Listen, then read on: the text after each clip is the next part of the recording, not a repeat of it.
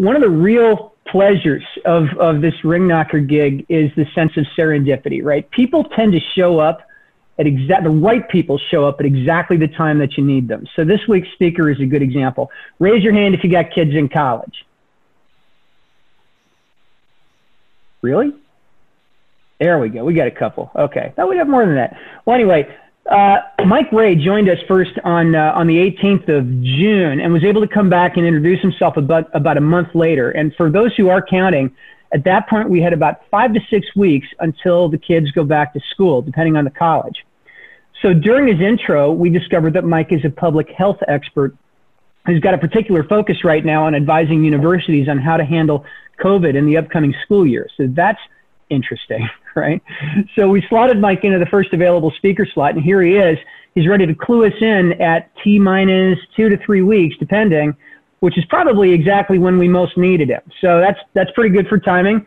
Mike, thank you for taking a break from your band, sir, and welcome to the Ringknocker speaker chair. Without further ado, Michael Ray, tell us what you know. So thanks, everybody, and I'm really happy to be one of your first characters in a really long list of distinguished speakers, but realizing we have something pretty timely to talk about. While I get started with a couple of ideas, for those of you who have college-age children, young adults who are attending schools right now, would you be so kind as to start pasting that in the chat? And then I'll turn to several of you in a few minutes to kind of talk about what's going on at that school this fall, how that affects your son or daughter, and also like what daily life is like with those plans for you, because I only have a few minutes of things to talk about and a few photos. So Jason, again, thanks so much. And everyone, thanks for your attention. And I look forward to seeing a few faces I know in the coming minutes. So I started my post-military career in public health. I wrote my graduate thesis on nuclear detonation response, which is a regional, low probability, yet high consequence event. But kind of like a zombie apocalypse, it's not something you worry about every day. And so after that, after the kind of dust settled from contributing to literature on that, I started working in emergency preparedness for colleges and universities in early 2009. And it just so happened I joined a CDC-funded grant for community pandemic flu preparedness before H1N1 became a thing. And since then, like off and on the side, I've worked in the idea of how do you prepare, how do you respond, how do you do isolation, quarantine, social distancing? Before that was something we read about in the news every day, and what that means for the world at large. So I'm gonna go ahead and attempt to share my screen for a few things. And Jason, do I have screen share permission? I do now, perfect.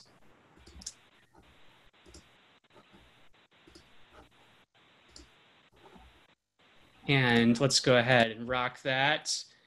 And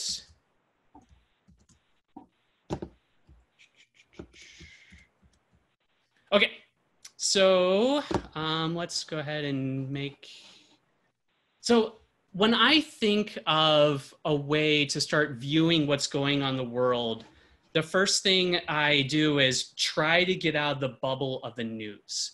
And several of you might be familiar with the idea of futures and foresight thinking. It's the idea of shining a flashlight in the dark. You can see a little bit of the field out there, and that would be what your possible futures are.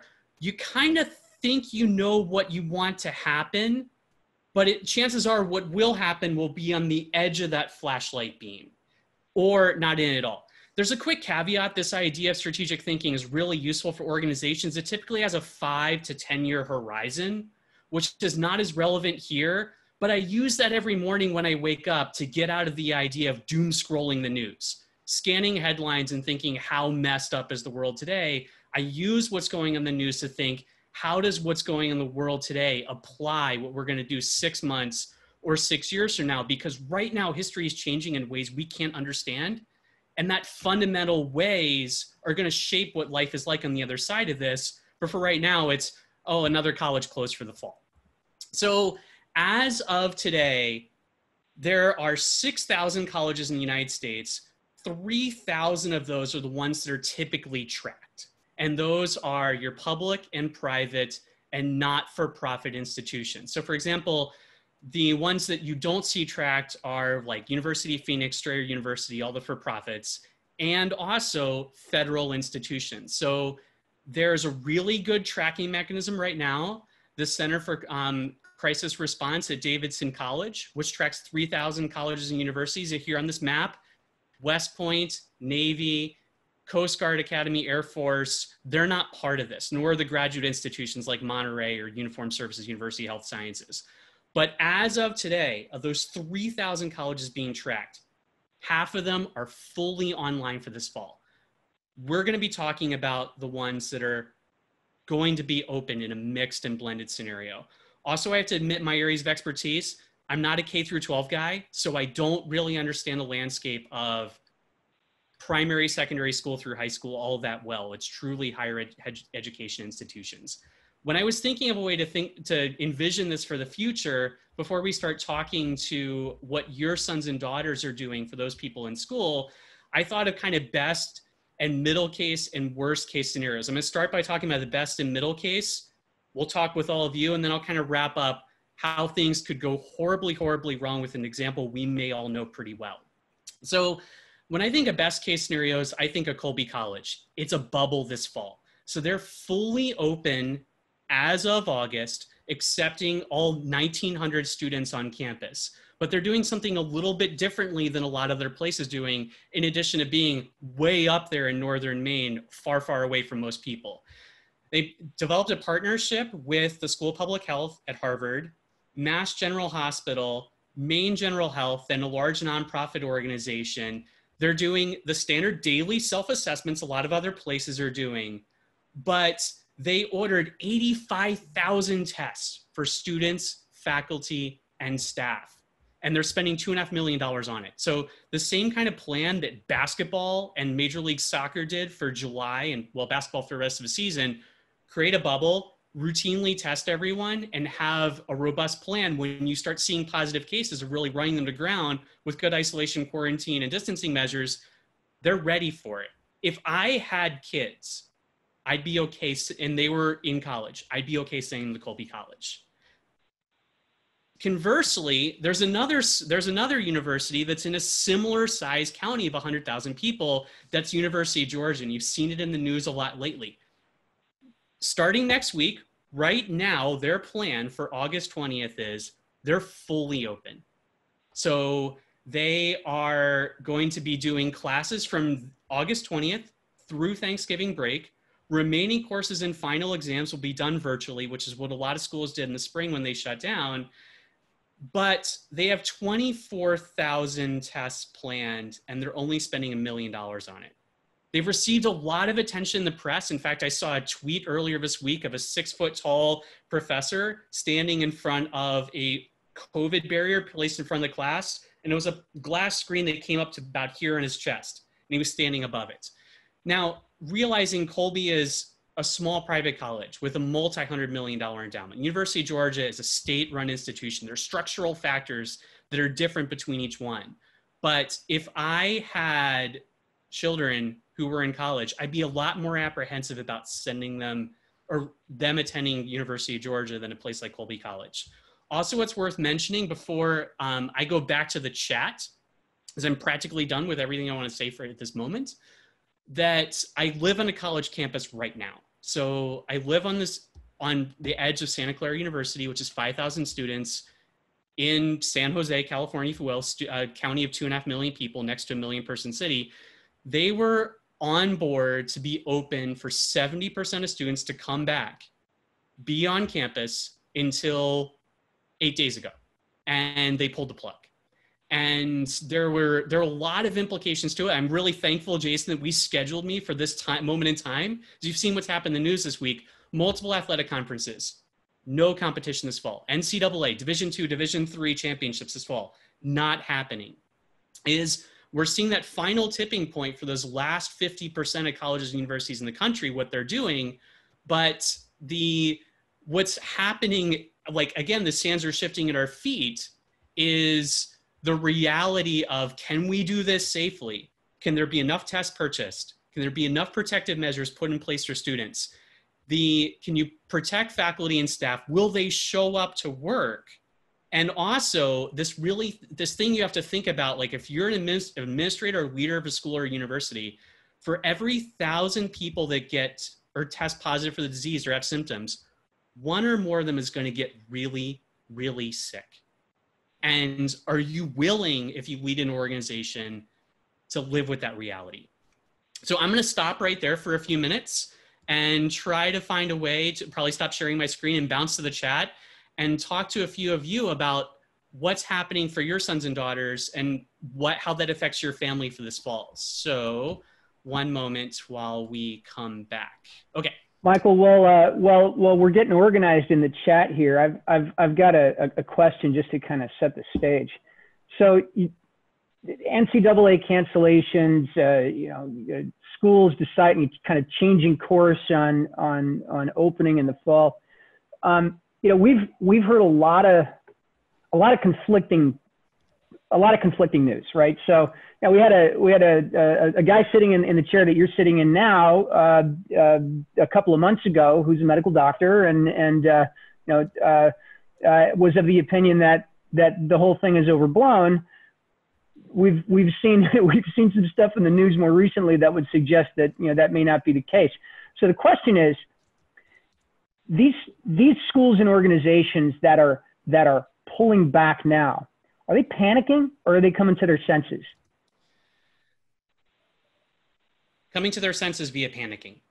And I got a couple anecdotes about that, and actually a story about a service academy during the last outbreak. So let's make sure we circle back around to that. But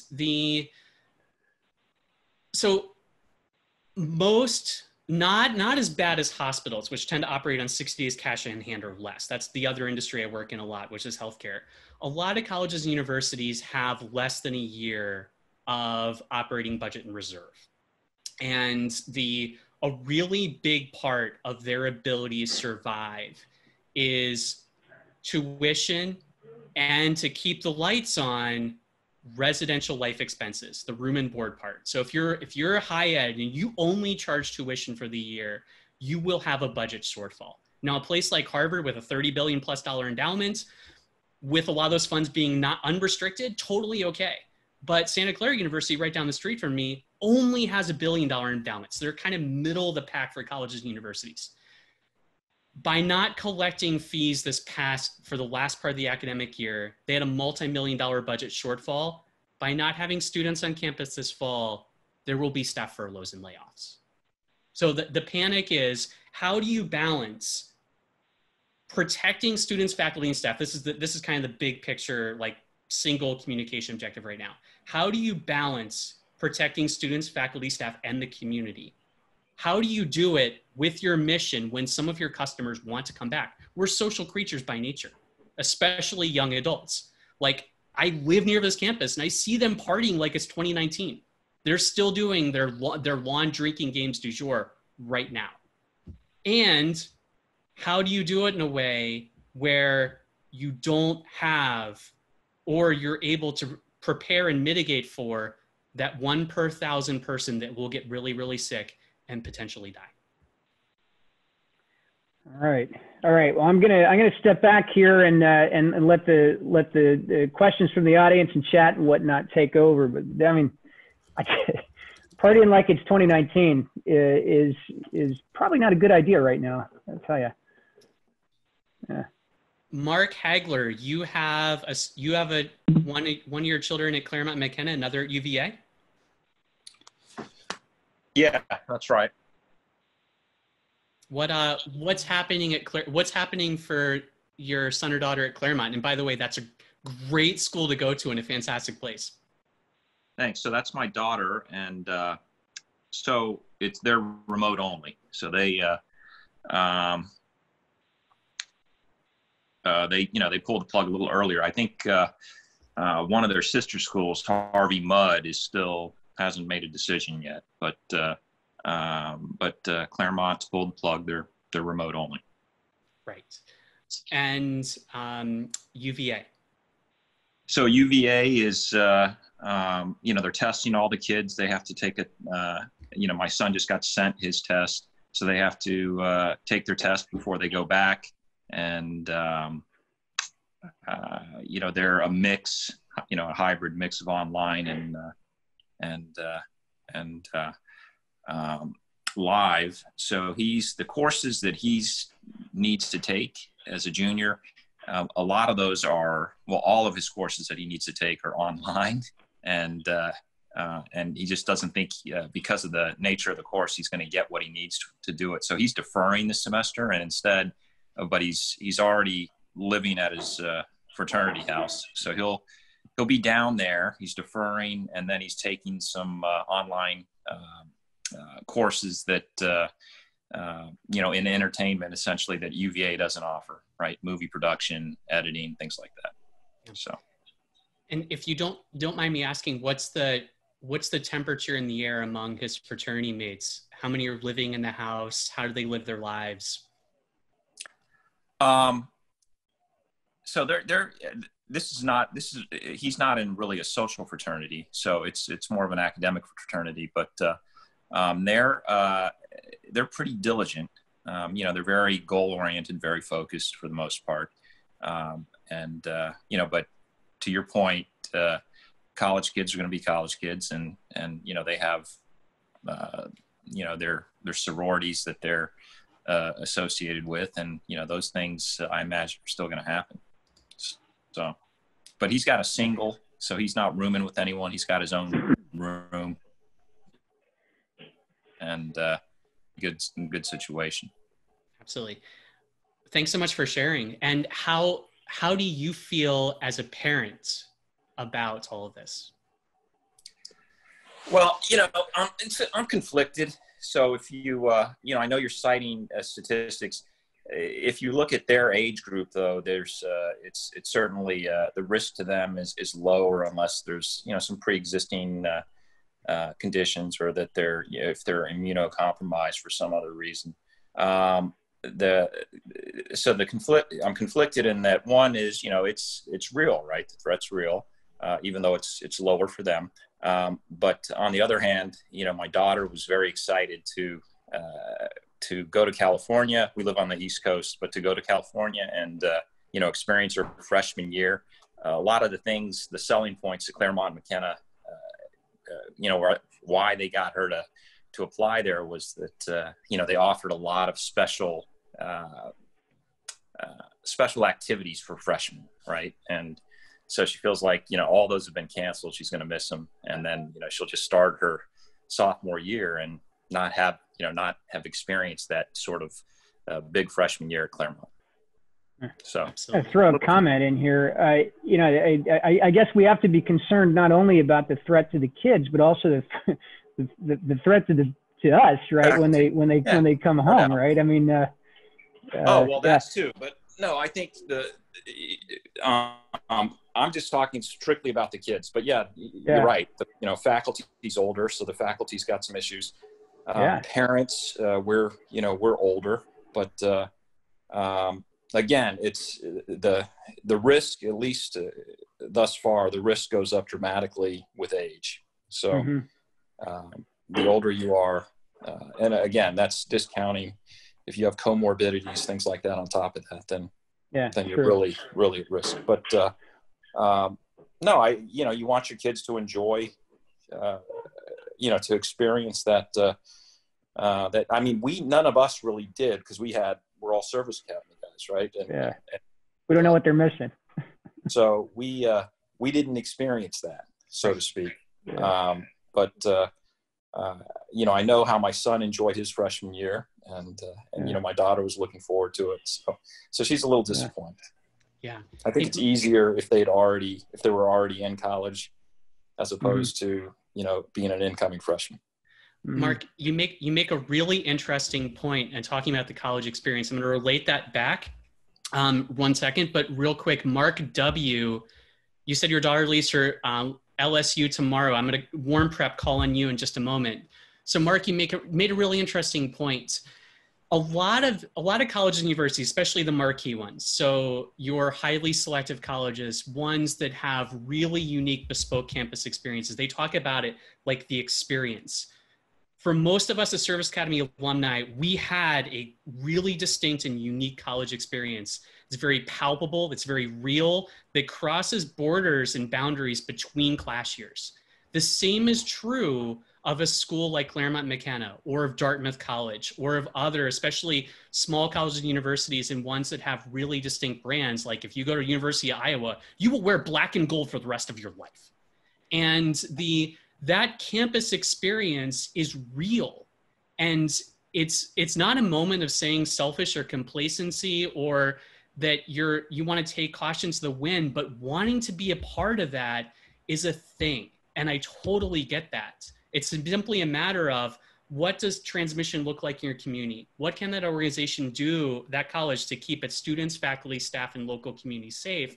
And also, at what point is the potential cost too high? Real quick, I want to come to Mark W. and then also make sure I wrap up to keep this meeting on track and on time. Mark. Did you have a question? Absolutely. So you said your daughter leaves for Louisiana State University tomorrow. What's happening at that school? Yeah, so she's an incoming freshman and very excited to be there. And as parents, our biggest concern is actually with our oldest son, who has got some health issues. And so we've been very, very cautious as a family for the last 5 months. But, there is a cost to everything you do in life. And so I'm actually quite excited for her that she's going to be able to go to campus and get out of the house for one thing, but have a different experience than what we've had for the last 5 months. Now, as for what she's doing specifically, she's got 5 classes this fall, and 2 of them will be in person, and 3 of them will be virtual online, and she'll just attend those online from her dorm. The 2 classes that are face-to-face, interestingly, are in her dorm. So she doesn't actually have to leave her dorm. Now, that's just a coincidence that those classes happen to be taught in the dorm itself, but it'll be better than it could be otherwise. I've got no illusions. She's going to get out and make friends and be traveling around. And kids sneaking into dorms where they shouldn't be is not new this year. So my bigger concern is probably boys more than it is COVID. And so, I think all things considered, we're balancing things well. And she has promised us that she's going to wash her hands frequently and wear a mask and socially distance to the maximum amount she can. And we trust her to do so. But they won't come back. She'll stay there at school. Even if she was to contract COVID-19, they've got a quarantine dorm. At least that's what they claim. If she contracts COVID-19 or tests positive for some reason, she would go and stay in that dorm. And then if you leave at Thanksgiving, you will finish your finals remotely from home. She is planning to stay all the way until the second week of December and finish the classes and not come home for Thanksgiving. But the school is trying to prevent the coming and going from campus as much as possible. Absolutely. And do you know, or has it been shared with you as a parent and family member, to what degree tests have been ordered or are available for serial testing? I don't have any information about that. That's not been shared. Okay. And do you know what % of the student body and total size will be on campus this fall? I don't know. I know of a coworker of mine whose son is going to LSU this fall and has no classes face-to-face in the first semester. And so he had just found that out yesterday when I was talking to him. And so he's very undecided about his son going back to campus. I'm not sure what their decision is going to be. So I think if you've got face-to-face classes on your schedule, you're going to have to be there. But I don't know what percentage of the overall population doesn't have any face-to-face classes and would have the option to stay home.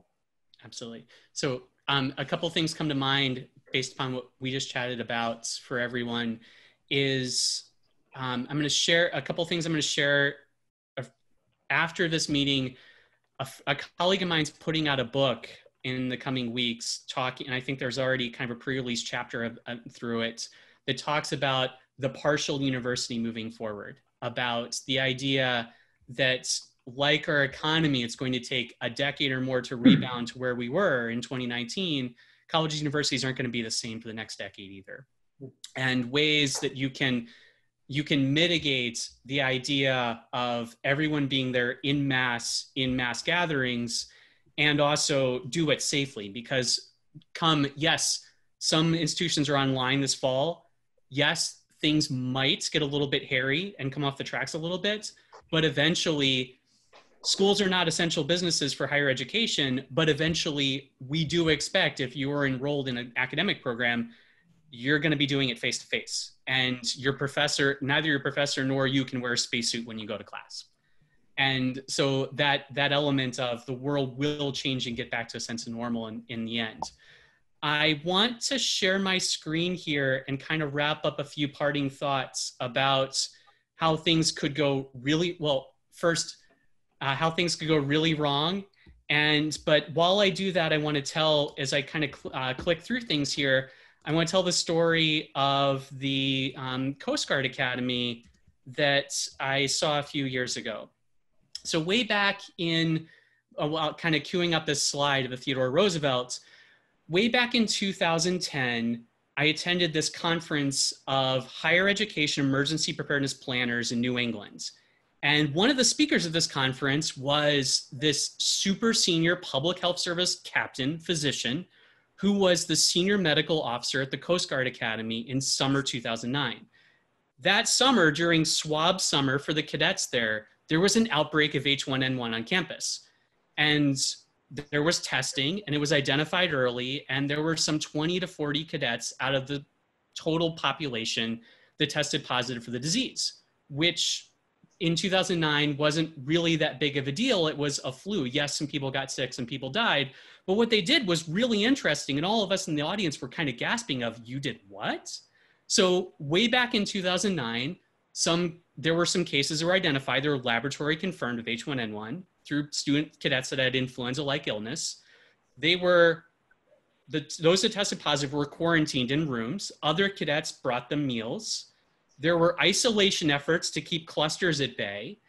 There was instant social distancing.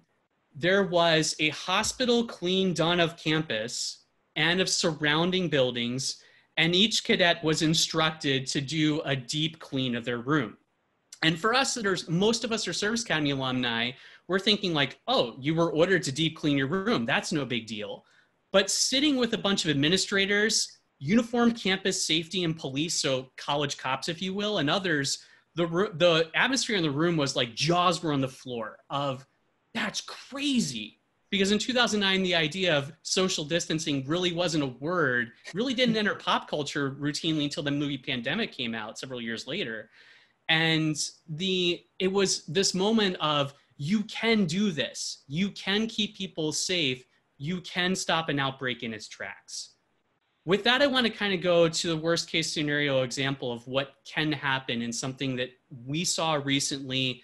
And I served aboard a CVN 13 years ago, and this is really kind of near and dear to me as well.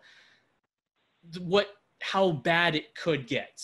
So for some colleges that resume full on-campus presence or blended learning, summer on campus this fall, they could experience widespread transmission of COVID-19. There could be, in response, that institution could start to ramp down its contact and send students home early. So close dormitories, close on-campus residences, kind of get everyone out and send them home, much like a lot of schools did this spring. Like Santa Clara University shut down before spring break and said, don't come back, and let students move out of the dorms this summer on a staggered rolling basis. I mentioned that kind of that thumb rule. There's a lot of kind of epidemiology is a very messy science, but like there's a lot of kind of thumb rule math that many of us used in our operational careers. That 1 per 1,000 statistic I really like to use. There's other things of like, if you have a case positive rate of greater than 5%, it really doesn't indicate you have the epidemic under control, and it can get in the math behind that. But that's a really good example. And I like to say that the Theodore Roosevelt is the college cruise ship conundrum. People in really close proximity to themselves. The statistics here are terrifying, but this is what could happen. So the crew that deployed on that ship was 4,800. There were over 1,100 cases identified, so a case positivity rate of 20%. 9 people were hospitalized, and later a convenience sample, so like a fast kind of testing pool. This was published in a CDC report. 300 people were later tested. 60% of those people had antibodies. They were exposed to the disease. So this went through the ship bow to stern. And one of my friends who's a SWO who couldn't be here tonight, his favorite analogy of there's an outbreak on a ship. How many people are going to have the disease? Everybody. And the college dorms don't have 40, 50 people berthing spaces, but they're kind of similar to that. I want to close with telling the stories of 2 people, one who I knew really well and another you might have heard of, that are on the other side of this story. And it's really important to think about that. So this is a picture of Chief Petty Officer Robert Thacker. He's an aviation ordnanceman, and he is that one crew member aboard the Theodore Roosevelt who didn't make it. So he was found unresponsive in an isolation unit. He was transferred to an ICU. Several days later, with his wife at his side, who's also a sailor, she's an AO1, he died. He's survived by Samantha and 2 kids. He's 40 years old.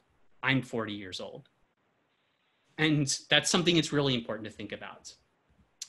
Another story I want to tell is from the H1N1 outbreak.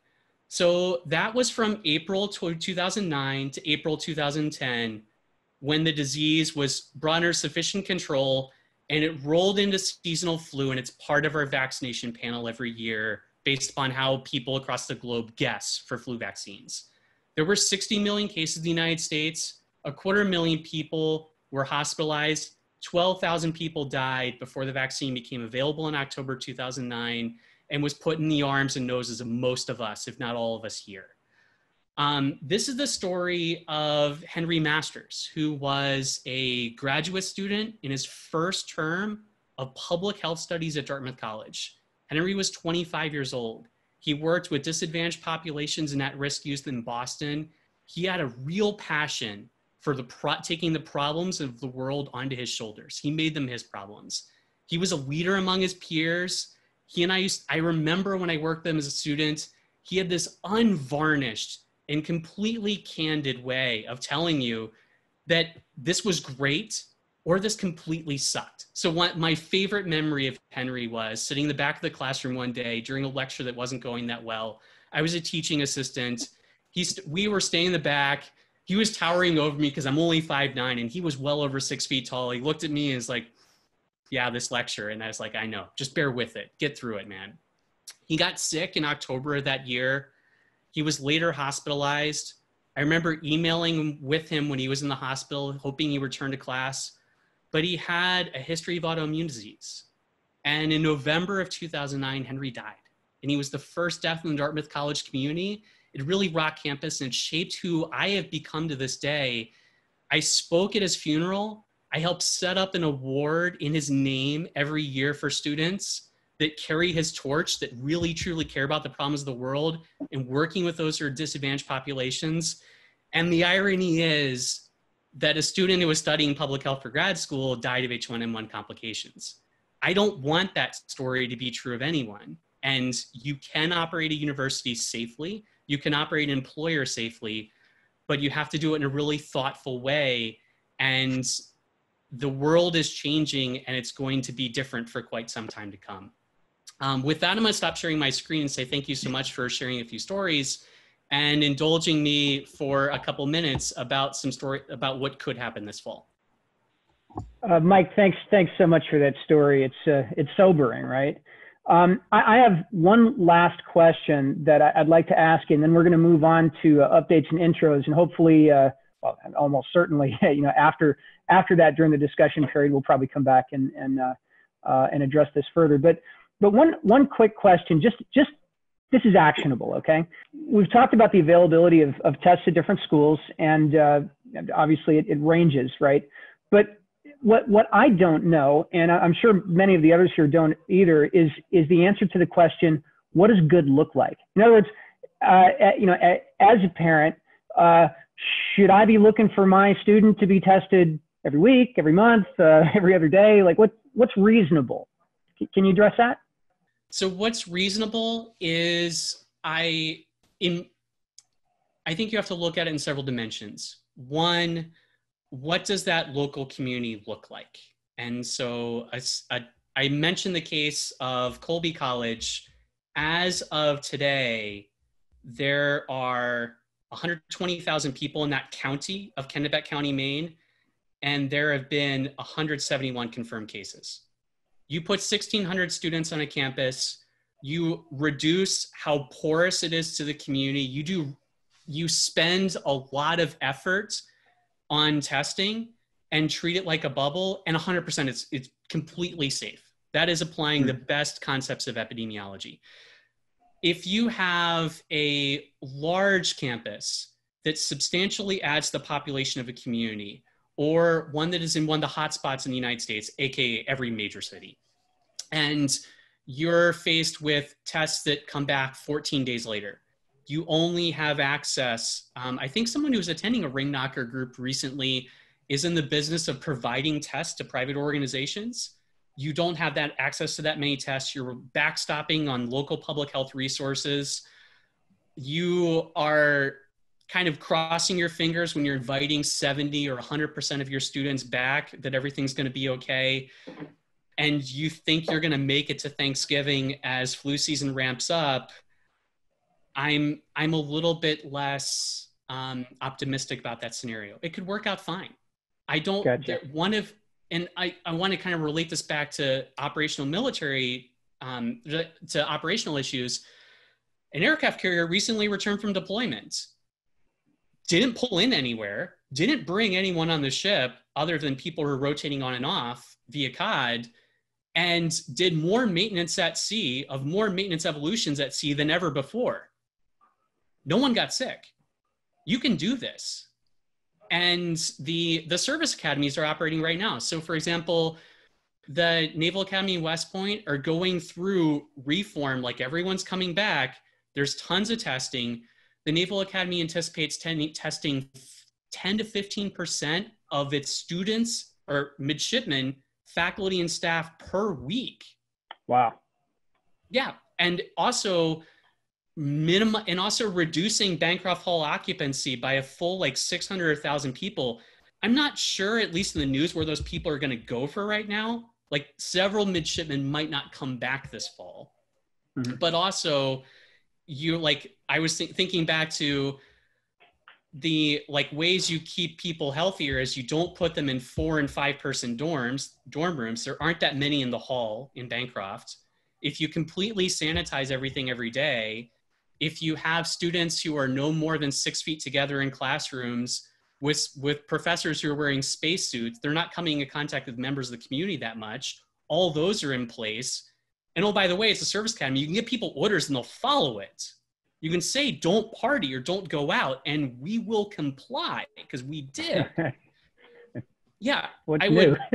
Yeah, that would work out totally fine.